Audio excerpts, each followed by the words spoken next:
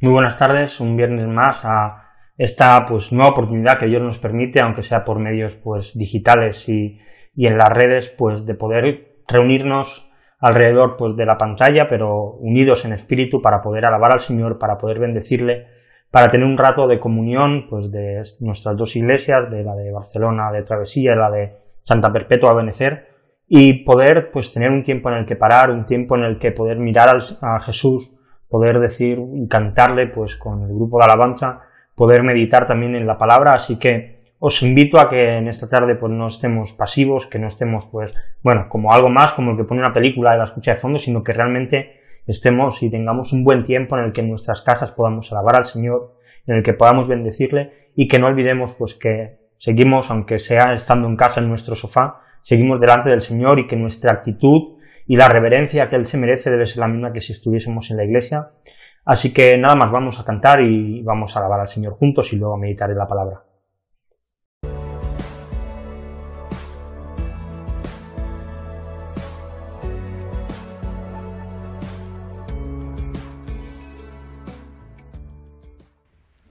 Hola a todos, ¿qué tal estáis? Bueno, espero que muy bien.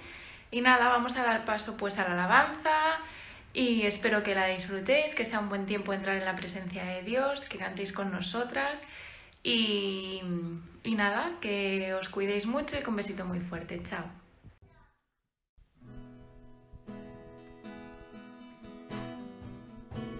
Mi Padre me ama tanto que su Hijo dio por mí. Por siempre las gracias le daré. Me ha dado su espíritu y verdad. Bendito mi Señor. A su lado nada temeré. Y cantaré. Mi Padre me ama tanto. Su amor es eterno.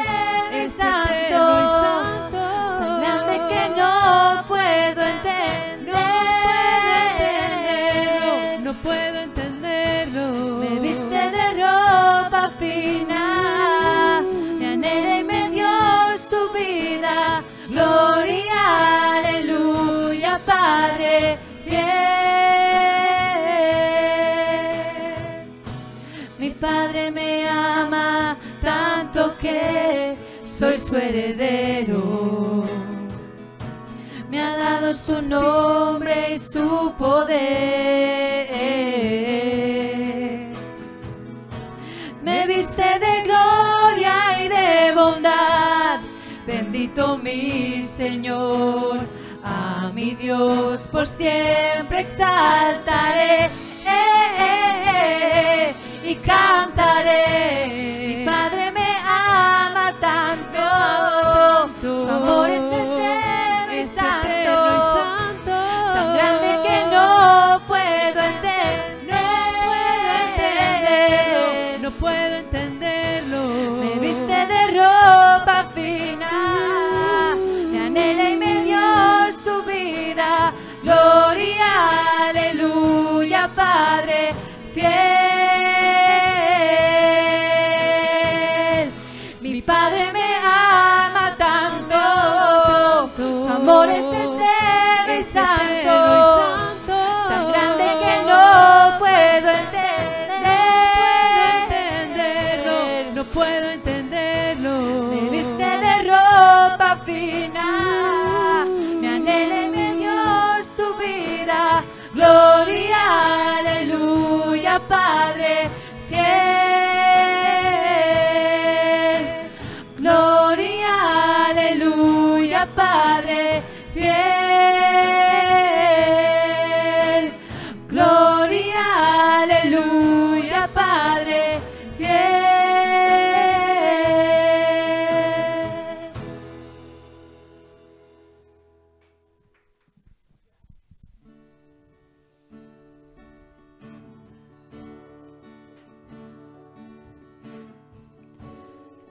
Por un momento en tu presencia, por un instante de tu amor, por un destello de tu gloria,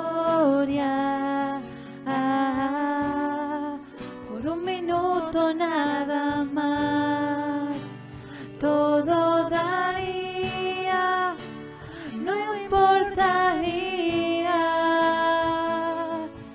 lo que tenga que pasar, lo que tenga que esperar. Tengo hambre de ti, de tu presencia, de tu fragancia, de tu poder. Hambre que duele, que debilita, que desespera por ti.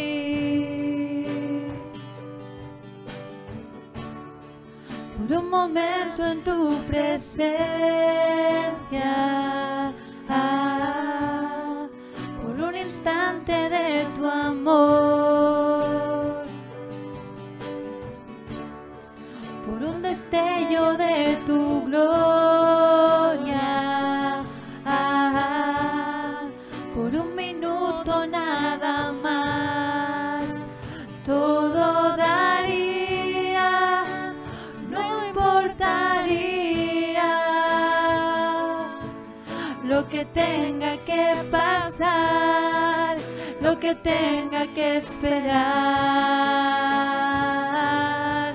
Tengo hambre de ti, de tu presencia, de tu fragancia, de tu poder. Hambre que duele, que debilita, que desespera por ti. Tengo hambre de ti, oh, hambre de ti, Señor.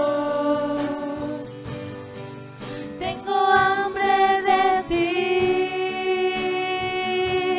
oh, hambre de ti, Señor. Tengo hambre de ti, oh, hambre de ti, Señor.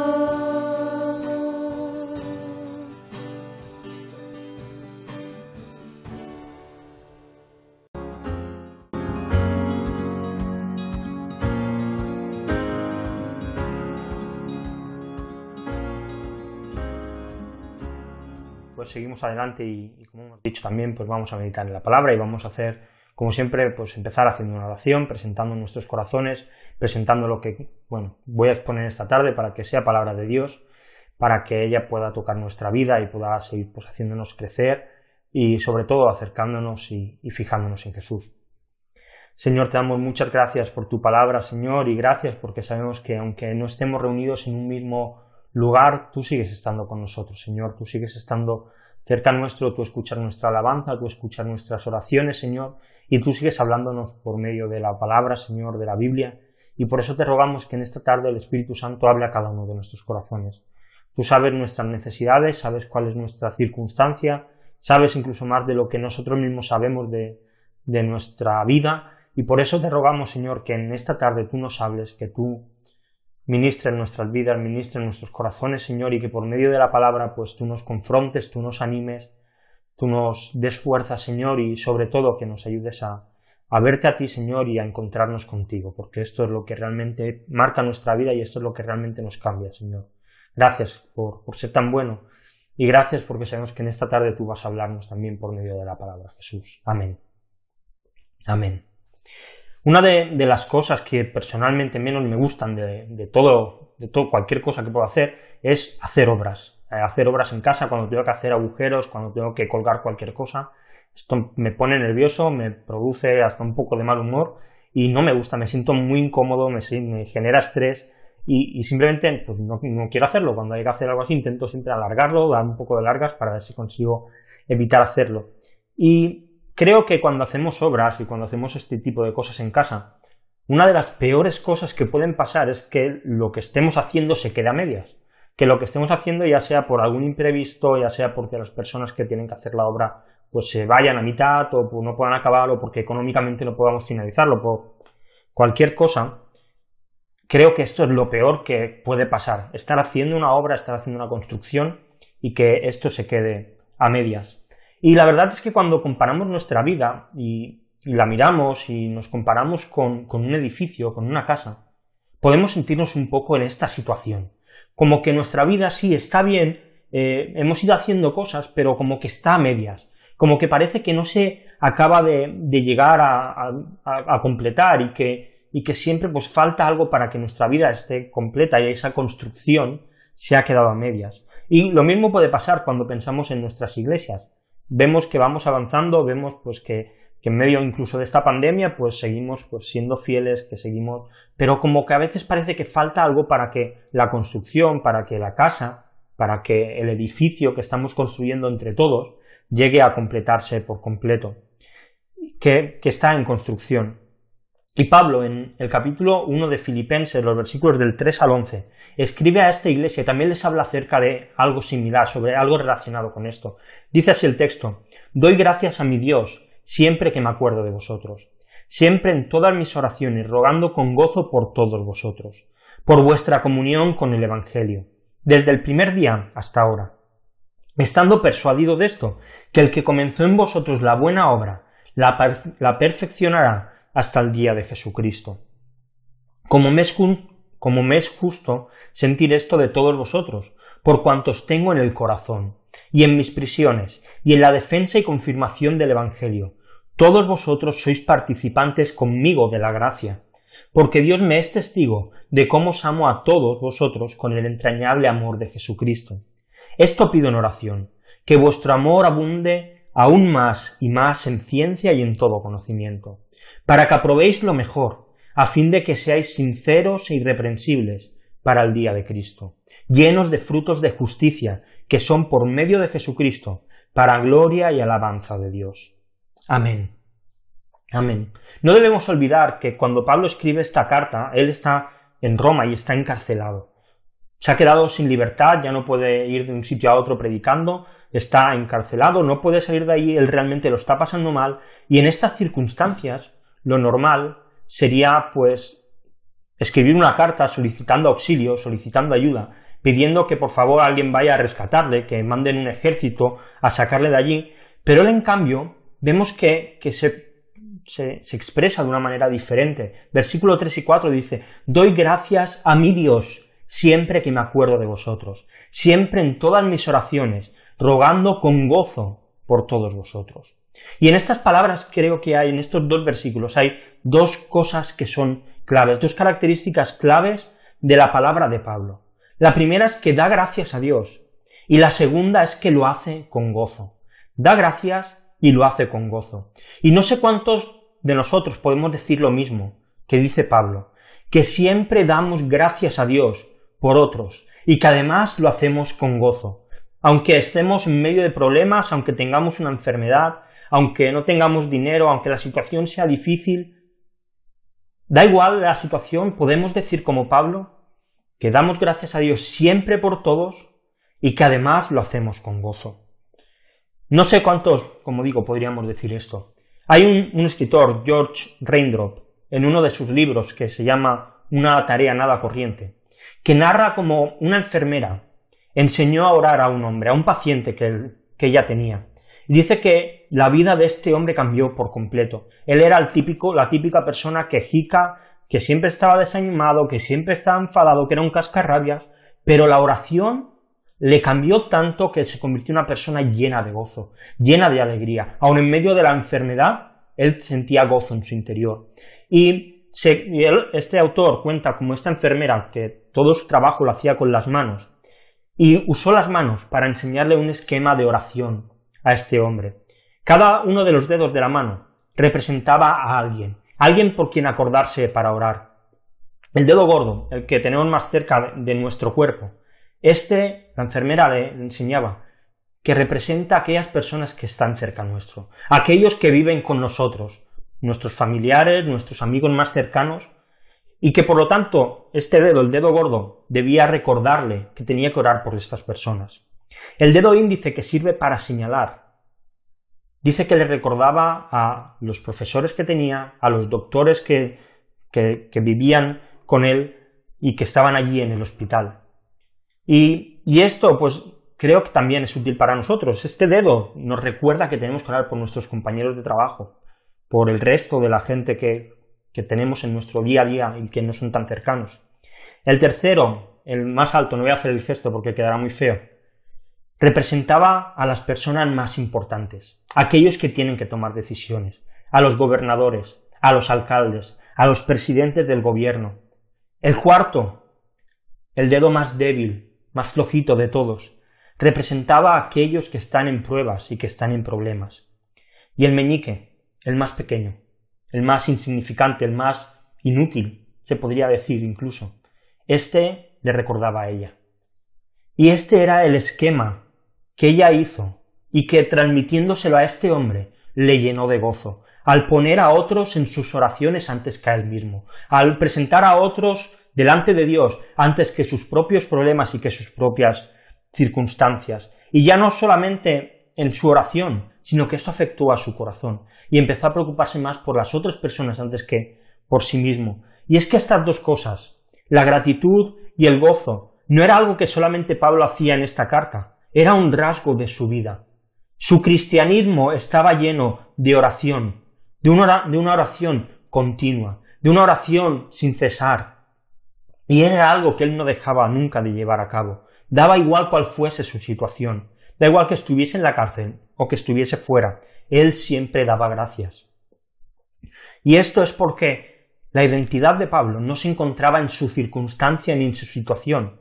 Él sabía que Dios podía tenerle en la cárcel o sacarle de ella, y por lo tanto, como sabía que todo estaba en la mano de Dios, él podía vivir con gozo y podía ser agradecido, fuese cual fuese la situación.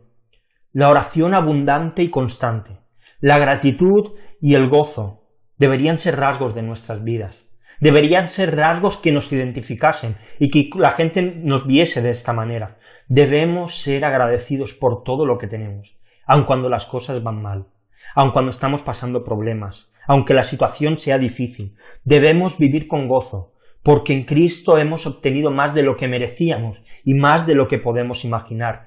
No hay nada ni nadie en esta vida que se pueda comparar ni igualar a la salvación que Cristo nos ha dado en la cruz.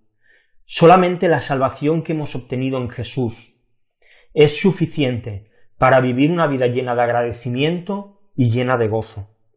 Y nuestra oración debe ser algo continuo en nuestra vida.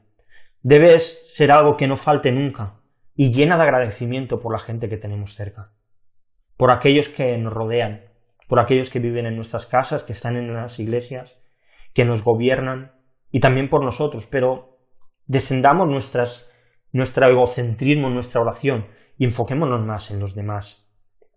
Pero, ¿cuál es el motivo por el que Pablo hace esto, por el que da gracias siempre por ellos y lo hace con gozo? Más allá de que Pablo les conoce, como ya vimos la semana pasada, que él había estado en Éfeso predicando y allí en Filipos, predicando y se habían convertido. Epafrodito, uno de los siervos que estaban en aquella iglesia, se encargaba de llevarles noticias a Pablo, igual que hacía Epafras en Colosenses, vimos hace algunas semanas, pues Epafrodito lo hacía aquí en Filipos. Y esto produce gozo en Pablo. Versículo 5 dice, por vuestra comunión con el Evangelio, desde el primer día hasta ahora.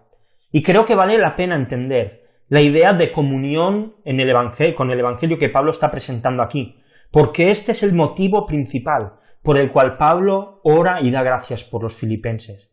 Y es que el Evangelio es el nexo de unión de todos los creyentes, de Pablo con los filipenses, de Pablo y Timoteo, de Timoteo y los filipenses.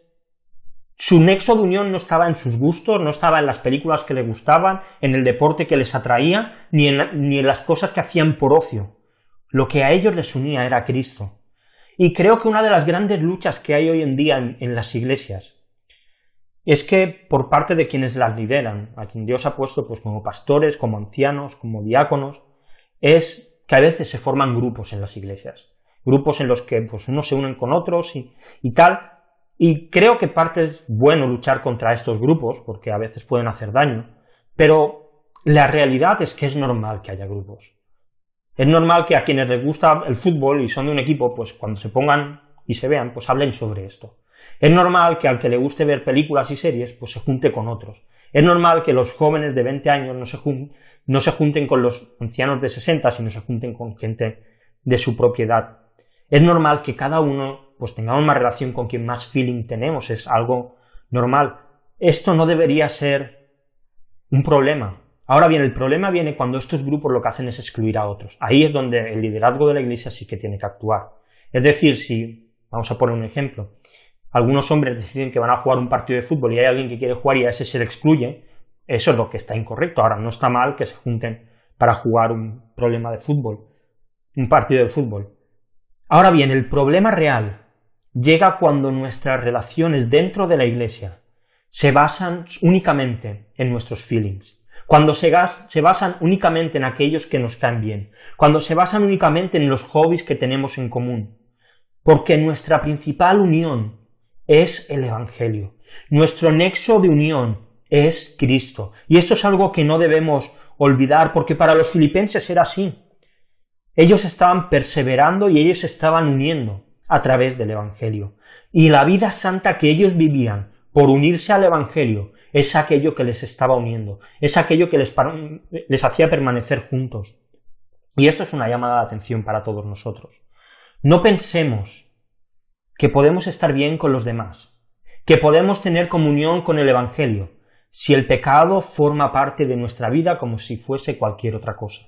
Si permitimos en la iglesia relaciones en yugo desigual, si los que están casados tienen relaciones fuera del matrimonio, si la pornografía abunda en las personas en la intimidad, si miramos a hombres o mujeres que no son nuestros maridos o nuestras mujeres de una manera lasciva, Dios va a juzgar todo esto. No pensemos que esto puede ser algo que no pasa nada. Cada vez hay una tendencia más grande a relativizar todo. No pasa nada, bueno, no pasa nada porque tal persona salga de la iglesia y salga con alguien que no es creyente. Sí, total, igual ni se casan. Da igual que en el grupo de jóvenes unos se líen con otros y se líen con los de fuera. Esto no está bien. Esto es incorrecto. No todo vale. No todo vale. Nuestro nexo de unión es Cristo. Y si nuestro nexo de unión es Cristo, el pecado no puede morar a sus anchas. El pecado no puede acampar en la iglesia como uno más. Estos creyentes de Filipos, como veremos, Dios había empezado una obra en ellos y Dios iba a perfeccionarla. Pero Cristo era su nexo de unión. Cristo era lo que les unía. Por eso en nuestras reuniones puede haber un niño de 8 o 9 años y un anciano de 80. Y por medio cualquier otra edad, y todos se pueden sentir cómodos, porque el nexo de unión es Cristo.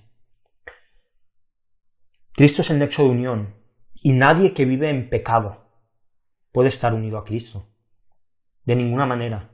Y con esto no digo que no podemos pecar, claro que podemos pecar. Ahora, si este pecado se alarga en el tiempo y lo tomamos como algo normal, de ninguna manera podemos estar unidos a Cristo. No existe esa opción. Así que Pablo ora y da gracia por los filipenses con mucho gozo y con una gran seguridad. Versículo 6, estando persuadido de esto, que el que comenzó en vosotros la buena obra, la perfeccionará hasta el día de Jesucristo. Estas palabras son maravillosas. Son palabras de aliento para cada uno de aquellos que vivían en Filipos. Unas palabras que ellos necesitaban oír y que nosotros, en pleno año 2020, también necesitamos oír. Es un chute de adrenalina espiritual. La buena obra que Dios ha empezado no dice que la vaya a acabar, sino que dice que la va a perfeccionar hasta el día en que el Señor Jesús vuelva. Hasta ese día. Y es que esa obra, si intentamos buscar su origen, algunos podríamos pensar, bueno, pues fue en el momento en que nacimos que Dios empezó a hacer esa obra. Otros podríamos decir, bueno, pues yo creo que fue en el momento en que nos convertimos que Dios empezó a hacer esta obra. pero en Efesios 1:4 dice, según nos escogió en él antes de la fundación del mundo, para que fuésemos santos y sin mancha delante de él. Y esta es la obra que Dios está haciendo en cada uno de sus hijos. Esta es la obra de perfección, santificación. Santificación. Pero a tener algo en cuenta.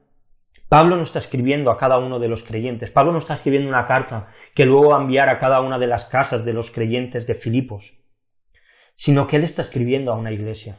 Y es que la obra de Dios en tu vida es la obra de Dios en tu iglesia y es la obra de Dios en la iglesia alrededor del mundo. La obra de tu vida llegará a ser perfecta para que la obra de Dios en tu iglesia sea perfecta y la obra de Dios en la iglesia universal sea perfecta. Por eso no es posible no formar parte de una iglesia local. Por eso el cristiano no puede vivir a su manera, sin ningún tipo de control y sin nadie que tenga por autoridad. Porque mi crecimiento depende de tu crecimiento. Mi crecimiento depende del crecimiento de otros. Porque mi santificación no tiene solamente que ver con alabar a Dios, no solamente tiene con escuchar predicaciones, no solo tiene que ver con leer en mi casa la Biblia y orar, tiene que ver con mucho más. Tiene que ver con que haya otros que me hagan daño y yo les perdone. Tiene que ver con que yo a veces me equivoque y hiera a otros y vaya pidiendo perdón y recibir perdón de otras personas. Tiene que ver con fallar y que alguien nos llame la atención. Tiene que ver con sufrir, ir con mis cargas y dejarlas en los demás. Igualmente tomar yo las cargas de otros. Todo esto son evidencias de que Dios ha empezado una obra en nosotros y que Cristo la está perfeccionando, que Cristo nos está haciendo crecer en santidad. Dios nos santifica a nosotros y con esto Dios santifica a la iglesia local y con esto Dios santifica a la iglesia universal, a la esposa de Cristo, aquella que está compuesta de todos aquellos que hemos puesto la fe en Jesús en todo el tiempo, en todo lugar y a lo largo de toda la historia. Y en los versículos 7 y 8 se muestra la unión de Pablo con estos creyentes. Dice así, como me es justo sentir esto de todos vosotros, por cuantos tengo en el corazón, y en mis prisiones, y en la defensa y confirmación del Evangelio. Todos vosotros sois participantes conmigo de la gracia, porque Dios me es testigo de cómo os amo a todos vosotros, con el entrañable amor de Jesucristo. Todos ellos, todos los que vivían en Filipos, en esta iglesia, eran participantes de la gracia de Dios. Pablo ha sentido en sus carnes el apoyo de todos ellos en sus encarcelamientos, en la defensa del Evangelio, y esto hace que Pablo les ame cada vez más y más. Y eso es algo que debiera ocurrir también en nuestras iglesias. Por una parte, como los filipenses, debiéramos comprometernos con aquellos que sufren, con aquellos que tienen necesidad económica, con aquellos que tienen necesidades anímicas, con aquellos que tienen necesidades espirituales, ser participantes de la gracia. Dios nos ha dado de gracia y nosotros tenemos que seguir dando de gracia. Y estos filipenses lo hicieron recogiendo dinero para Pablo y enviándoselo a él. Muchas veces vemos que hay que orar y tal, y eso está muy bien y tenemos que hacerlo por los demás. Pero también tenemos que ayudar al que no tiene dinero, si nosotros tenemos económicamente. Hace poco leí un hilo en Twitter en el cual hablaban acerca de cosas de los pastores que están mal vistas, y muchas cosas tenía razón, como que a veces está mal visto que el pastor a las 10 de la mañana se vaya de compra y si algún miembro lo ve queda un poco raro. Pero había una cosa que sí que no estaba de acuerdo. Y hablaba de que el pastor tiene derecho, si quiere tener un BMW, a tenerlo, y nadie debería poder decirle nada. Y por una parte tiene razón esta persona que lo escribía, pero por otra no, porque no es normal que el pastor lleve un ritmo de vida alto cuando en su iglesia hay gente con necesidad. Pero ojo, no solo el pastor, no es normal que un creyente lleve un ritmo de vida alto mientras en su misma iglesia hay gente que no tiene para comer. Todo esto es parte también de participar de la gracia de Dios. Todo esto es parte de amar de una manera entrañable en el amor de Jesucristo. Ayudar al que lo necesita, ayudar al que tiene necesidad, ayudar al que lo está pasando mal. Que el Señor nos ayude a ser así, a amar de esta manera, a preocuparnos por los demás y a participar juntos todos de la gracia de Cristo.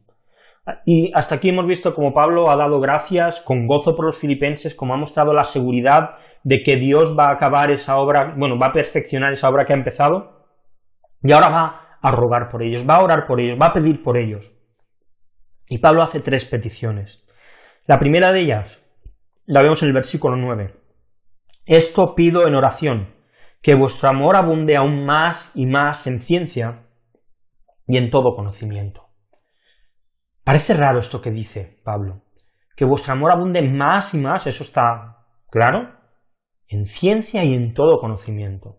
Alguien dijo en una ocasión, el amor es el sentimiento más poderoso del universo.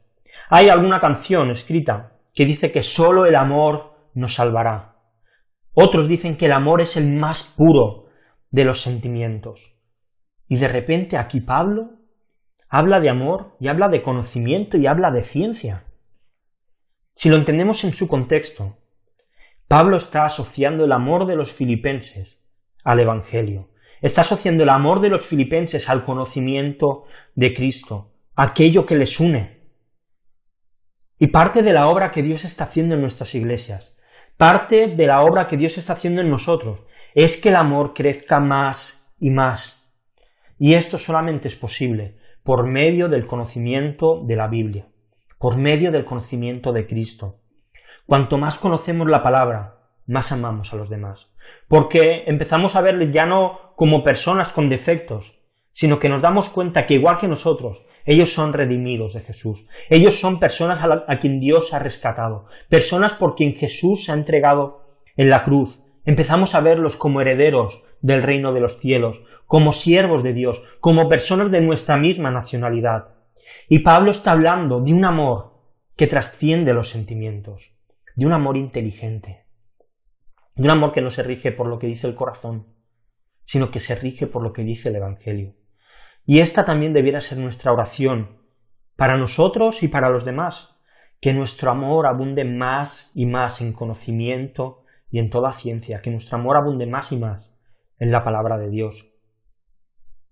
La segunda de las peticiones que hace Pablo, versículo 10, para que aprobéis lo mejor, a fin de que seáis sinceros e irreprensibles para el día de Cristo.